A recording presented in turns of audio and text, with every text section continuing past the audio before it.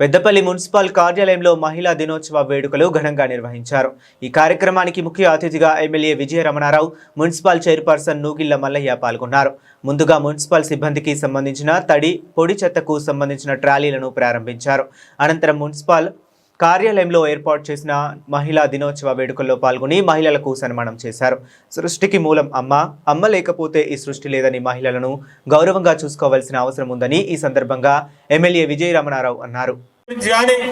ఏదైతే ఇవాళ మీకు హామీ ఇచ్చినామో ఆ హామీని తూచ తప్పకుండా 100% ప్రతి అంశాన్ని ప్రజలకు ఏది అనుకూలంగా ఉంటే, ప్రజలు ఏది కోరుకుంటే, ప్రజలు ఏం జరగాలనుకుంటే అది జరగడానికి నేను కానీ, చైర్మన్ గారు కానీ, వైస్ చైర్మన్ గారు కానీ, పాలకవర్గం కానీ, మున్సిపల్ కమిషనర్ గారు కానీ అందరం కూడా 100కు 100% మీ నమ్మకాన్ని ఒమ్ము చేయకుండా మీకు సేవ చేస్తామని చెప్పి, మీ అభివృద్ధి కోసం పాటుపడతామని చెప్పి మనస్ఫూర్తిగా నేను మీకు తెలియజేస్తా ఉన్నా।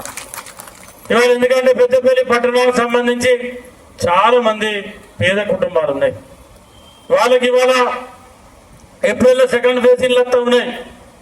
సెకండ్ ఫేజ్ ఇల్లు వచ్చేటప్పుడు మళ్ళీ ఇండ్లు ఇద్దామన్నా కూడా జాగా లేని వాళ్ళు ఉన్నారు। రాఘవపూర్ దగ్గర జాగా చూస్తూ ఉన్నాం, ఖచ్చితంగా 2 ఎకరాలు 3 ఎకరాలు, ఇక్కడ కూడా ఒక 2 ఎకరాలు ఐడెంటిఫై చేసినాం। ఒక 4-5 ఎకరాల జాగాలు ఎక్కడో అక్కడ తిప్పలవాడు చూసి లేనటువంటి కుటుంబాలకు ఏప్రిల్ నెల ఎండింగ్ వరకే 80 గజాలు 100 గజాలు ప్రభుత్వ నిబంధన ప్రకారంగా జాగా ఇచ్చి వాళ్ళకు 5 లక్షల ఇంద్రమ్మ ఇల్లు ఇచ్చేటువంటి ప్రయత్నం చేయబోతా ఉన్నాం। ఎందుకంటే ఆనాడు నేను గడప గడపకు కాంగ్రెస్ పార్టీ ఇంటింటికి విద్యానే అంటే బస్సులో ఉందా అంటే ముఖ్యమంత్రి గారి దృష్టికి తీసుకెళ్దాం। మహిళలు కూడా మొన్న మహిళా దినోత్సవం నాడు చాలా మంది అడిగినాం, అంటే బస్సు రానే ఉందా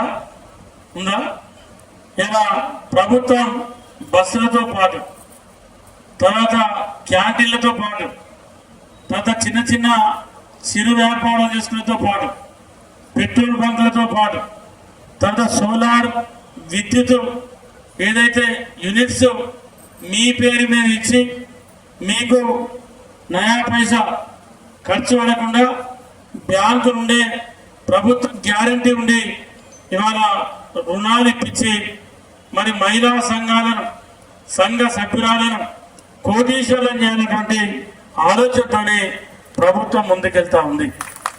అందుకే మీ అందరి సహకారం, మీ అందరి ప్రభుత్వం పైన, ముఖ్యమంత్రి రేవంత్ రెడ్డి గారి పైన, మా అందరి పైన ఉండాలి। ఇవాళ ఇక్కడ ఉన్నటువంటి 27 మంది కాంగ్రెస్ పార్టీ సభ్యులు కానీ, మిగతా బీజేపీ సభ్యుడు కానీ, మిగతా ఇండిపెండెంట్ కౌన్సిల్ కానీ ఇవాళ 36 మంది గెలిచిండ్రు।